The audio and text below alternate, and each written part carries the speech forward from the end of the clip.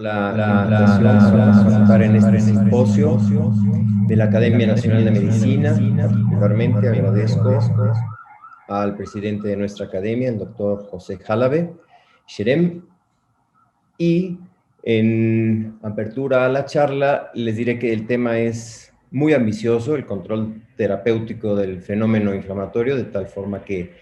me limitaré a algunos puntos muy concretos elegidos arbitrariamente sobre esta propuesta de control terapéutico, y será sobre el control de las respuestas inducidas por virus, del estado de hiperinflamación y de la linfopenia.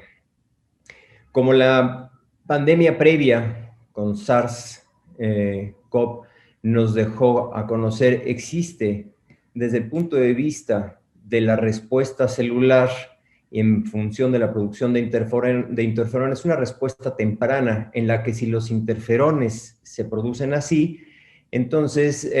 son capaces de reducir el título de la carga viral, se regula la respuesta inflamatoria y la enfermedad es, digamos, moderada leve. Cuando existe una respuesta demorada o diferida de la producción de interferones, entonces tenemos una respuesta inflamatoria a expensas de células mieloides, particularmente monocitos y macrófagos, que hacen a nivel pulmonar un daño importante y generan una respuesta, una insuficiencia respiratoria con desenlaces ya por todos conocidos. Y en esta lámina de aquí abajo, lo que hago es justamente conocer o explicar en esta caricatura el efecto, ¿no?, del SARS-CoV en relación a la producción de interferones de tipo 1 a expensas de células dendríticas plasmacitoides, que por un lado favorecen la muerte celular por apoptosis, pero por otro, lo que había yo dicho,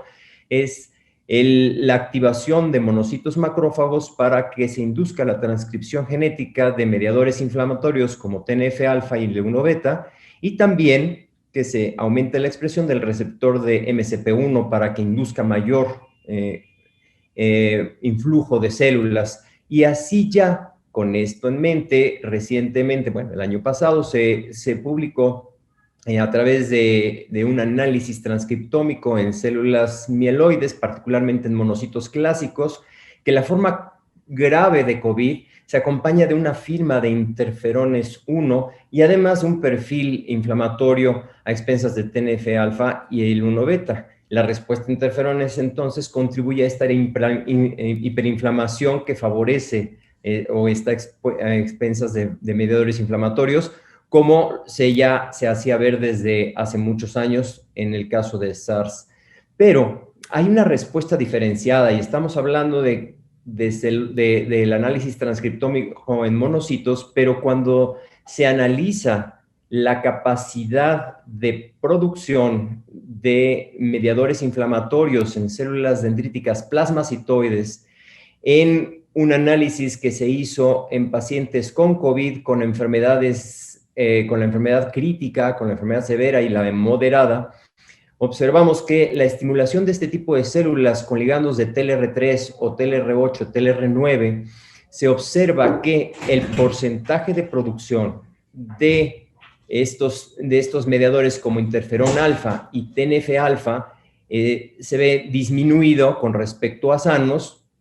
de forma muy evidente. Entonces, esta primera lámina nos puede decir que tenemos una respuesta inflamatoria, hiperinflamación por un lado, pero por otro lado, a expensas de otro tipo de células, no tenemos una respuesta hiperinflamatoria. De tal manera que a quién de estos pacientes y en qué momento sobre todo es a los que les vamos a dar, por ejemplo, tratamiento con interferones. Y siguiendo en la línea de los mediadores inflamatorios, ¿a quién deberíamos darle tratamiento inhibitorio de la respuesta inflamatoria? En este sentido, lo que tenemos en esta lámina es una de las publicaciones que se hicieron muy conocidas al inicio de la pandemia el año pasado, que se publicó en Lancet, en donde se demuestra aquí que aquellos pacientes que tenían internamientos en las unidades de cuidados intensivos, cuando se hizo análisis de las concentraciones séricas de diferentes mediadores como citocinas, se encuentran diferencias estadísticamente significativas en sus concentraciones como podemos ver acá. Lo mismo sucede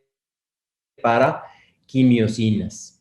Esto, junto con otras publicaciones como una carta editorial, y en este sentido ya la doctora Arriaga habló sobre el tema de la tormenta de citocinas, dio pie justamente a eso, a hablar sobre un proceso que se le conoció como tormenta de citocinas y de la cual nosotros no estamos de acuerdo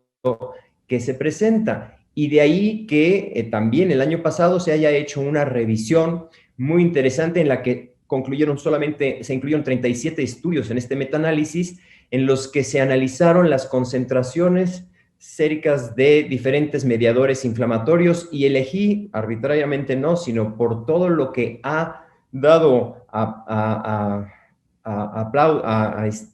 tratamientos ahora o indicaciones sobre tratamientos con anticuerpos monoclonales sobre concentraciones de IL-6 y observamos que en los pacientes COVID, tanto críticos como severos, estas concentraciones de IL-6 no son ni mucho menos mayores que otras condiciones en las que hay síndrome de respuesta de deficiencia respiratoria aguda o sepsis o el mismo síndrome de liberación de citocinas. Se ve que la producción de interleucina 6 es mucho menor que estas otras entidades, pero no solamente para mediadores como IL-6, sino también se puede ver esto también para IL-8 y TNF-alfa e interferón gamma. De tal manera que aquí, a quienes verdaderamente se les va a indicar tocilizumab, que es el anticuerpo dirigido contra el receptor de IL-6, es una pregunta que todavía permanece en el aire la respuesta, porque los análisis que se han hecho, estos últimos artículos en donde se hacen revisiones de diferentes estudios, estos metaanálisis, las conclusiones todavía hay que tomarlas con precaución, sobre todo en relación a los interferones que mencioné antes y en relación a los anticuerpos como tocilizumab. Abarcando ahora el tema de la linfopenia y sus consecuencias, la linfopenia en 82% de los pacientes se pueden encontrar y se asocia así con la severidad de la enfermedad. Aquí tenemos esta lámina en donde sí se analizan durante el tiempo diferentes subpoblaciones de linfocitos, la cuenta total de linfocitos, así como CD3,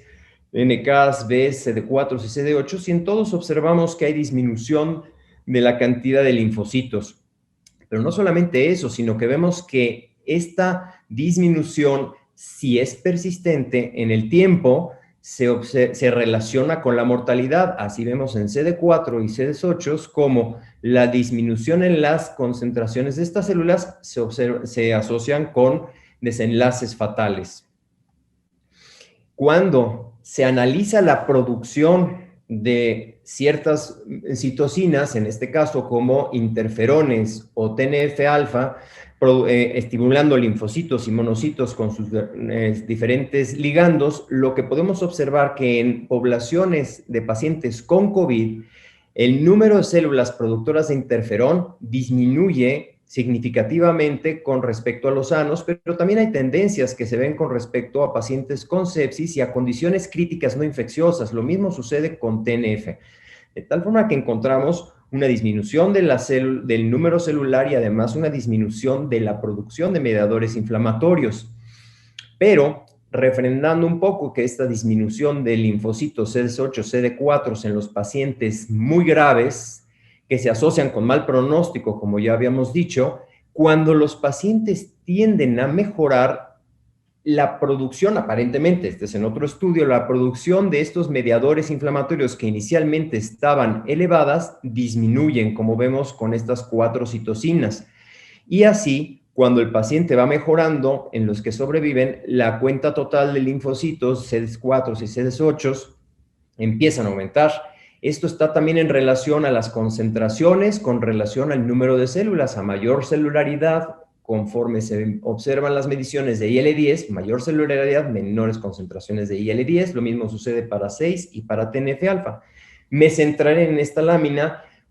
para hablar nada más de lo que se encontró con estas moléculas que se conocen reguladoras o checkpoints, en donde los pacientes gravemente enfermos aumentan la expresión de PD-1, tanto en linfocitos CD8 como CD4. Y esto es uno de los conceptos o uno de los puntos en donde se debe de considerar que hay un agotamiento celular, o es uno de los criterios para hablar de agotamiento celular. Y esta lámina, que la tomo de un capítulo que publica la doctora Bonifaz a propósito de COVID y sirve como conclusión o conclusiones, podemos decir que en el caso de las células dendríticas, cuando estamos observando estas alteraciones, podría haber estimulación con estos factores de crecimiento sobre las células dendríticas, pero también ahorita, como la última lámina nos dicen, es que la utilización de anticuerpos monoclonales anti-PD1 pueden llevar a un efecto correcto para estimular o para a terminar con este efecto de agotamiento celular, especialmente a expensas de células T terminalmente exhaustas, como lo vemos aquí. También podemos decir que, ya bien conocido por todos y por eso no se tocó, que la dexametasona es ácido útil porque tiene un efecto regulatorio de la respuesta inflamatoria, y está por verse si definitivamente los anticuerpos monoclonales contra el receptor de IL-6 o bien los anticuerpos que van dirigidos para regular IL-1 pudieran tener un efecto, pero esto va a depender mucho del tipo de paciente y en el momento en el que se puedan utilizar estos medicamentos, así como anticuerpos que van dirigidos para inhibir justamente el movimiento celular. Bien, con esto yo termino esta ambiciosa ponencia en relación al tratamiento para decir que estamos todavía ante una entidad sumamente compleja en la que empezamos realmente a conocer un poco más, pero que existen muchas más preguntas que respuestas y por supuesto para el tratamiento nos hará falta más profundidad de conocimiento en relación a los subtipos celulares que se están presentando, a los isotipos, inmunofenotipos que se tienen en las células para conocer realmente cuál será el tratamiento, amén de los antivirales, en relación ya a los anticuerpos monoclonales o las terapias biológicas para favorecer a los pacientes. No me resta más que reiterar mi agradecimiento y desearles a todos que tengan